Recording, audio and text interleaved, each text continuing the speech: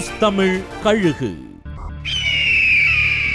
தமிழ்நாட்டுக்கு இப்போ இருக்கிற பொறுப்பு டிஜிபியே தேர்தல் வரைக்கும் டிஜிபியா நீடிக்கணும்னு நினைக்குதா ஆட்சி மேலிடம்.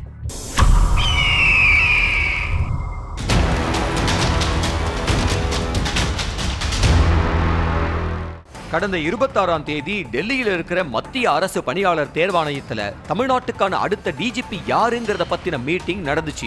இதுல யூபிஎஸ்சியோட தலைவர், தமிழக தலைமை செயலாளர், உள்துறை செயலாளர், பொறுப்பு டிஜிபி வெங்கட்ராமன் எல்லோரும் கலந்து பேசினாங்க. அப்ப தமிழக அரசு சார்பா 5 பேரோட பேர் கொடுக்கப்பட்டுச்சுனோ அதுல 3 பேர் மேல வழக்குகள் நிலுவையில இருக்குன்னு தமிழக தரப்புல சொல்லப்பட்டுச்சான். அதுக்கான ஆதாரங்களை யூபிஎஸ்சி கேட்க அதையும் தமிழக அரசு தரப்பு ஒப்படைச்சிருச்சுங்கிறாங்க.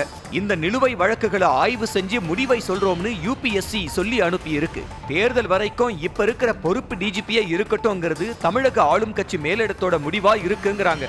தேர்தல் சமயத்துல தேர்தல் ஆணையம் தேர்தல் கால டிஜிபியை போடுவாங்க. அடுத்து ஆட்சி அமைக்கிறப்ப அந்த சமயத்துல புது டிஜிபியை போட்டுக்கலாம்னு நினைக்குதான் ஆளும் தரப்பு.